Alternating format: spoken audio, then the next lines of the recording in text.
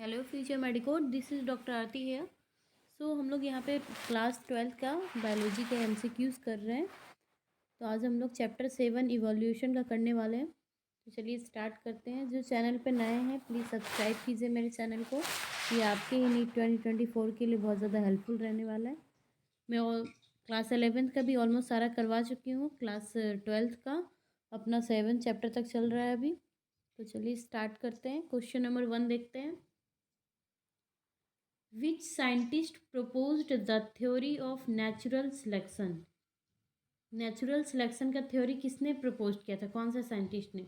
Option A is George Mendel and the B Charles Darwin and C Alfred Russel Wallace and the D Lamarck. तो option number B अपना चला जाएगा correct answer, Charles Darwin. जो Charles Darwin scientist थे उन्होंने ही theory दिया था natural selection का। ठीक है, तो option number B is correct answer. Next question देखते हैं अपना। नेक्स्ट क्वेश्चन है what is the primary driving force of evolution according to the theory of natural selection. Natural selection जो थ्योरी दिया था उसके बेस पे बताना है हमको कि primary driving force of evolution क्या होता है। तो चलिए ऑप्शन देखते हैं। Option A genetic drift and B mutation and the C natural selection and D gene flow. तो ऑप्शन नंबर सी अपना जाएगा करेक्ट आंसर, नेचुरल सिलेक्शन। इसका जो ड्राइविंग फोर्स ऑफ इवोल्यूशन का जो मतलब होता है प्राइमरी, वो क्या होता है? Natural selection. ठीक है, नेक्स्ट क्वेश्चन पे चलते हैं। Question number 3, the theory of evolution is supported by evidence from various field including. Option A is genetic and the B paleontology and the C comparative anatomy and the D all of the above. Option number D is correct answer, all of the above, because the theory of evolution is supported by evidence from genetic, paleontology and comparative anatomy. Okay, तो अपना इसमें तीनों आ जाएगा क्योंकि जो supportive है evidence from various field देखा गया, इन फील्ड में देखा गया। ठीक है, next question, question number 4, the term survival of the fittest was coined by. Option number A is Charles Darwin and the B Alfred Russel Wallace and the C Herbert Spencer and the D Lamarck.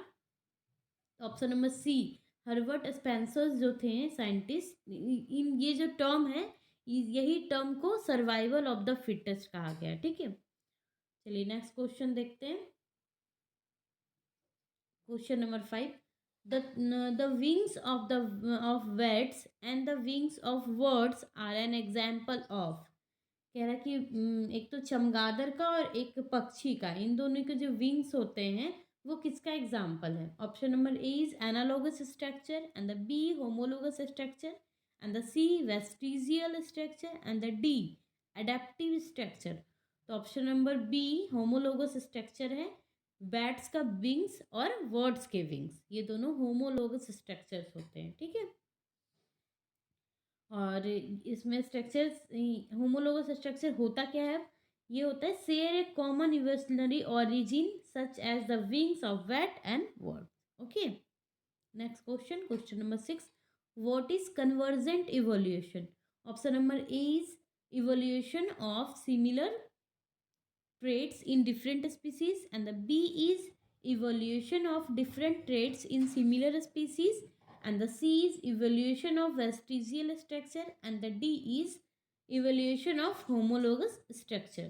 तो अपना answer आ जाएगा option number A evolution of similar traits in different species because convergent evolution occur when different species independently involve similar traits. Okay, तो यहाँ पे evolution of similar trade होगा in different species. Okay, option number A is correct answer. Next question, question number 7 is the modern concept of species is based on. Option number A is morphological similarity and the B is reproductive isolation and the C is geographic distribution and the D is fossil records। तो option number B reproductive isolation is correct answer. जो modern concept of species आया है ये reproductive isolation के base पे आया है। ठीक है, नेक्स्ट क्वेश्चन, क्वेश्चन नंबर 8 है अपना। The idea that evolution occur in small, gradual steps over long period is known as. Option number A is punctuated equilibrium, and the B is gradualism, and the C is adaptive radiation, and the D is genetic drift.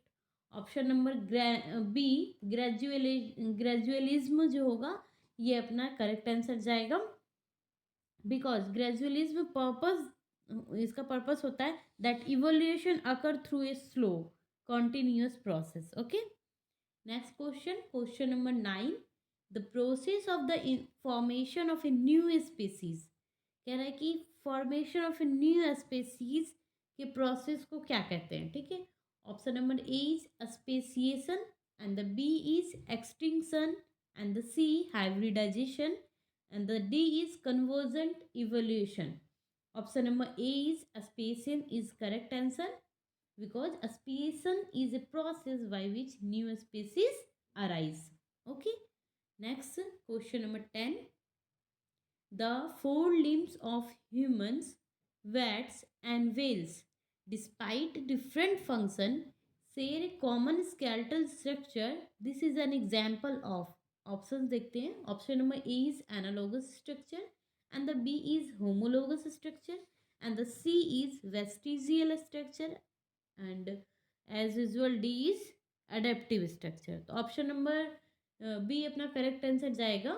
Option homologous structure, जो human के fore हैं, bats के, whales के, ये सारे का जो एक कॉमन स्केलेटल स्ट्रक्चर्स होते हैं वो होमोलोगस स्ट्रक्चर्स होते हैं. Okay, next question, question number 11.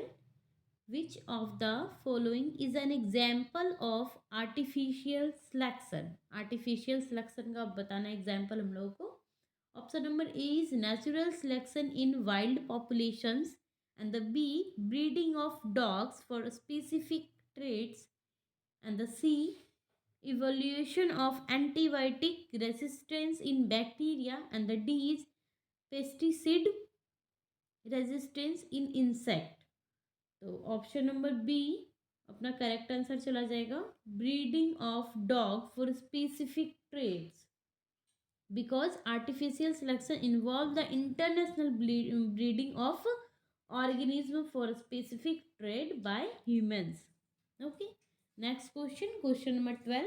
The molecular evidence for evolution is primarily based on. Molecular evidence of evolution पूछ रहा है. Option number A is DNA and RNA sequence, and the B is fossil record, and the C is comparative anatomy, and the D biogeography.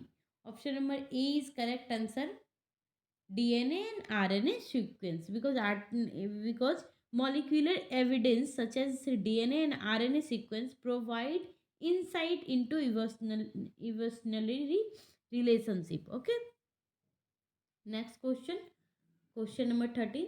The concept of biological species emphasizes. Option number A देखते हैं, morphological characteristics, and the B reproductive isolation, and the C geographic distribution, and D adaptive radiation. Option number B चला जाएगा correct answer, reproductive isolation. ऐसा question हम लोग पहले भी कर चुके हैं रिप्रोडक्टिव आइसोलेशन का. तो बायोलॉजिकल स्पेसीज का जो कॉन्सेप्ट है ये इस पे ही अब इम्फेसाइज हो रहा है, रिप्रोडक्शन आइसोलेशन पे. ठीक है, reproductive isolation. Question number 14. Which of the following is an example of को इवोल्यूशन. ठीक है, तो हम देखेंगे इसमें कौन सा को इवोल्यूशन का एग्जाम्पल है. Option A is mimicry in butterflies, and the B evolution of antibiotic resistance, and the C mutualistic relationship between flower and pollinators, and the D is adaptive radiation in finches. Option number C इसका correct answer जाएगा, mutualistic relationship between flower and pollinators. को evolution है तो इसका example कैसा ले जाएगा, C अपना. Next question and the last question is 15. The papered moth example is often cited as evidence for. Option number A is natural selection, and the B is genetic drift, and the C artificial selection, and the D is punctuated equilibrium. तो अपना option चला जाएगा option number A, natural selection. Peppered मौत का example क्या है? Natural selection, इसी के एविडेंस के अकॉर्डिंग होता है ये। The change in moth coloration over time is attributed to natural selection in response to environmental changes. Okay, तो इतना ये लास्ट क्वेश्चन था। कल अब हम लोग मिलते हैं, नेक्स्ट क्लास है चैप्टर 8 करेंगे कल हम लोग। लाइक कीजिए, शेयर कीजिए अपने फ्रेंड्स के साथ, कमेंट कीजिए जो भी आपको प्रॉब्लम आ रहा है, सब्सक्राइब कीजिए मेरे चैनल को। Thank you for watching this video.